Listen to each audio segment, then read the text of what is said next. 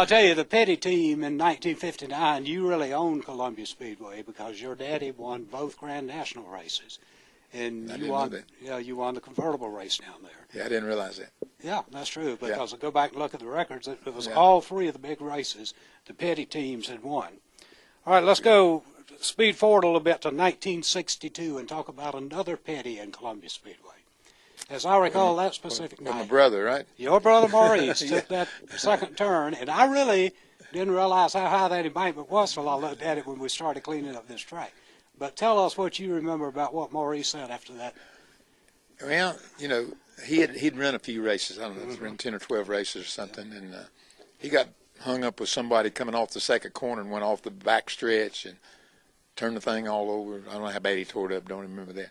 But when he got out of that thing, he said, "You know, I've been thinking about this." He said, "I think I'll just keep on building motors. You drive, and I'll work on the car." So I think that kind of ended his career right there as far as wanting to be a race car driver. He really, if you look at his record was better than mine for the first 10 or 12 races that he run. He finished a whole lot better than I did. So I'm kind of glad that he went back to building the motors because, you know, he was really the very best that's ever been as far as building engines, and he might have been the very best there ever was if he'd stayed in a race car. But it worked out good. He did his part.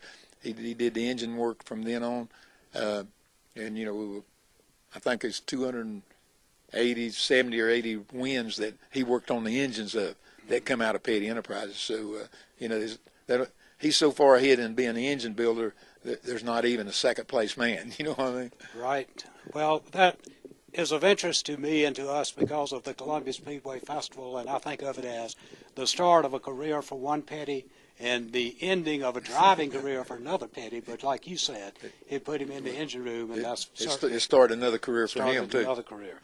Well, you've already touched on the fact that Columbia Speedway raced on Thursday nights, which was unusual to say the least. Yeah, it was very unusual. And like you said before, that you know they knew these guys, service guys. If they waited till Saturday night, they'd done gambled it away or drunk it away or paid the bills from last week. So they figured if they caught them walking right out with their checks, they could sell them a ticket, and it worked pretty good. All right, Richard, you won 6 races when Columbia Speedway was dirt. Okay, you won both races there in 1971 after it was paved. Compare what you think or what your opinion is of that track as dirt versus asphalt. You know, it really didn't change a whole lot. I don't think we wore out as many tires after they asphalt track, but they didn't change the configuration of the track. All they did was just, I guess, scraped it off and come in and laid the asphalt. And you know, I don't really remember. I guess maybe they might have put up some guardrails then. I don't know, but the track was always a dirt track. It was a Saturday night racetrack deal, and you got to figure back then the Cup racing, that was 2/3 of the racetracks that we run on. So it was just you going there was just like going to any other dirt track, say going to Spartanburg or Greenville.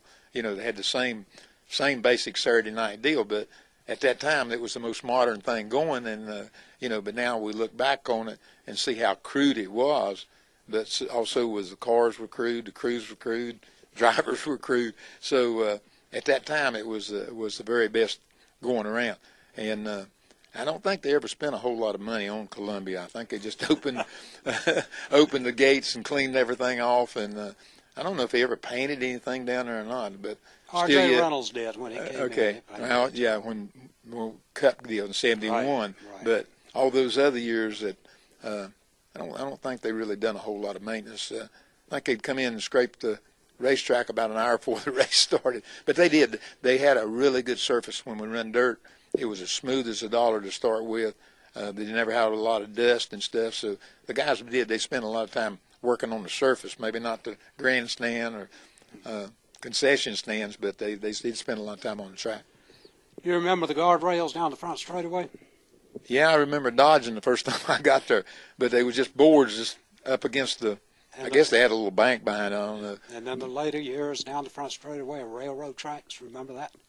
Yeah, that railroad was tracks what was welded. Yeah, they're still, the actual cross members are not, but the poles that held them up, the railroad track poles, they are still there. Okay, cross ties are still there, right? Yeah, the cross tie. Yeah, cross tie. You did not take them all out, Richard.